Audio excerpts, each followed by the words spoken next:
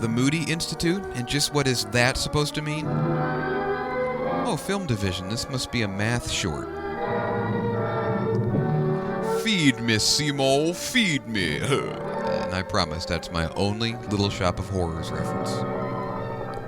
Watch as these horses are digested by a Venus flytrap. Memory is all that remains of a world with 1 or 2 horsepower. Old Doblin would find himself quite out of place on a fast and crowded highway. Unless he was driving a car. The Iron Horse was a modern marvel when Grandmother was a girl. Hey there, ladies, it's paid for.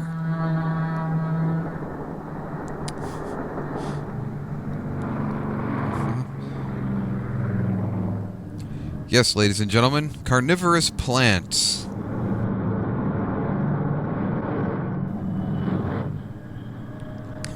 This carnivorous plant traps the insect in a rocket and shoots it into space. Ralph Cramden gets his wish. Today, cameras and rockets 100 miles above the Earth are giving us a glimpse of what the passenger of tomorrow may consider commonplace. Yeah, that's a brownie with powdered sugar on it. Or really bad beef jerky. Oh, I see the Great Wall and the Nile Delta and the Amazon River. Well, this certainly is an age of progress, isn't it? There's been more of scientific discovery, more of technical advancement and material progress in your lifetime and mine than in all the ages of history. Combined times a gazillion. Invention has become the symbol of the age. Act 2. And the mousetrap could well be the symbol of invention. What father hasn't said to his offspring, son, Don't punch your sister. build a better mousetrap and the world will be the pathway to your door. And the sons have been busy doing just that, thinking, planning, working. Drinking. And they've built their better mousetraps. For man has discovered a lot of things. I just discovered this room I never knew was here. I'm going to put a pool table in it.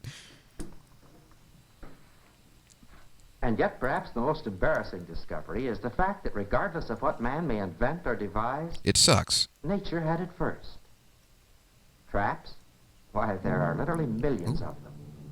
Far more wonderful and complex than anything man has ever thought of.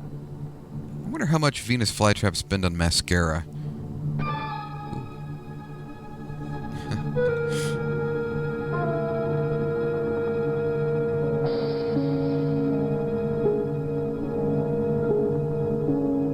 Nom, nom, nom.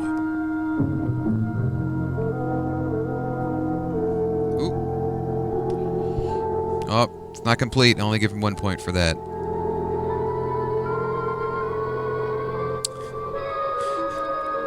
Okay, I give up. I surrender. The similarity between a Venus flytrap and a bear trap is quite remarkable, isn't it? The general appearance, Yes. the teeth, Yes. the action. Yes. Now, the bear trap has a trigger right there. I'll push it for $1 And if that trigger is pushed, with your best friend's guitar. now the Venus flytrap has a trigger also. Oh, my finger. Oh, wow. In Oh. fact, it has 6 of them. 3 on each side. But there's a difference. The bear trap doesn't know a bear from a piece of wood. Man-made piece of The crap. Venus flytrap does. You see, to touch the trigger hair just once is not enough. Nothing happens. But if we touch the trigger hairs more than once, and at just the right intervals, Thus annoying the the plant. trap is sprung. You see, no energy is wasted on a twig or a leaf that might fall into the trap. Film is wasted, though. But even more amazing is how those trigger hairs work. There is actually a flow of electrical current from those tiny trigger hairs to the apex of the plant. And when anything touches them, the flow of current is interrupted. It looks like the Venus flytrap is playing Guitar Hero. Pulses will cause the trap to spring. If the insect struggles to get away, more pulses cause the trap to close even tighter. Oh, sorry. Man may have thought he built a better mousetrap, but he's never built one like this. Why, the trap is also a stomach. The animal will soon be digested by the plant, and in a few days, the Venus flytrap will be open for business again. Ha ha ha, little joke. Now that action of the jaws snapping shut, it can take place in a 25th of a second. Oh, we measured. It can even catch flies. And it bats 341. And yet the plant is completely devoid of muscle tissue. Just like Steve Urkel. That flow of electric current, we know it's there. And yet the plant has no nervous system. How does it happen? Cheese. Someday we'll know.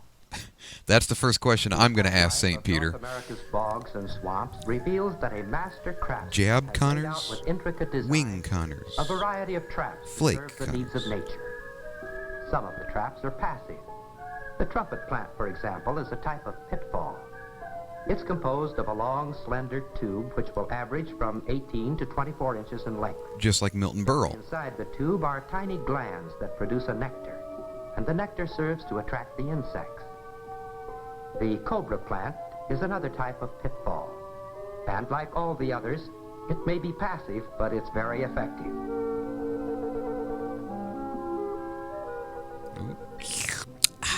The hood of the plant is a maze of tiny windows. These appear to the trapped insects to be a way of escape. In a frustrated attempt for freedom, a false step usually occurs, and the insect adds to the daily mineral requirements of a carnivorous plant. Anybody got some ketchup? Yet another type of pitfall is the pitcher plant. The shape of the leaves is responsible for its name. The leaves actually grow in such a manner that they form pitchers. Pitchers that are 6 to 8 inches deep and as much as 1 to 2 inches wide. Most of the pitfalls simply allow the prey to follow the line of least resistance. This is all very Freudian all of a sudden. Getting out, however, is an entirely different matter. Help me! The tiny hairs on the welcome mat suddenly become spears that surround a prison. When an insect topples in, a pool of death awaits below. Starring Steven Seagal. The liquid will put him to sleep and then digest him. The traps always eat what they catch. And they take all they want. Beautiful, isn't it? Well, thank you. But these are not flowers. They're leaves of the sundew plant. Leaves of Nature's death. own brand of flypaper. And they're covered with bright red hairs. Hairs of death. The glands that manufacture the sticky secretion are located at the ends of these hairs, and it is through these same glands that the food is assimilated by the body of the plant. Kind of like having the munchies. Talk about your traps. This is a working model of one of the most fantastic traps ever built. Now the prey approaches, triggers the mechanism. I also tried this with my neighbor's dog one time. This trap even resets itself. For 2 easy payments of $19.95. Can you imagine building all of this complicated mechanism into a trap the size of the head of this pin? You'd have to be an idiot to try that. God did it. Oh. Oops. The plant itself, the utricularia, lives beneath the surface of the water. Each of the small globular objects is a trap, much more complicated than our working model.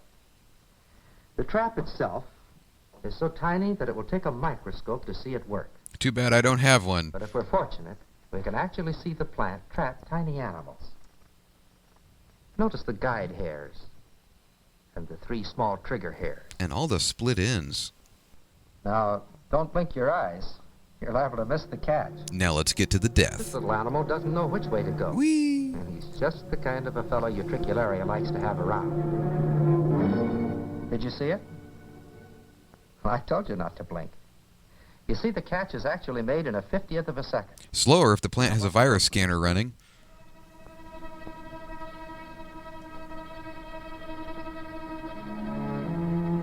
When the trigger hairs are bent, Oh. the trap is sprung. Apparently instant replay hasn't been invented yet. And when an animal gets sucked inside, eventually he succumbs and is digested. You'll never take me alive. Even the utricularia sometimes overeat. But it still has a cute shape.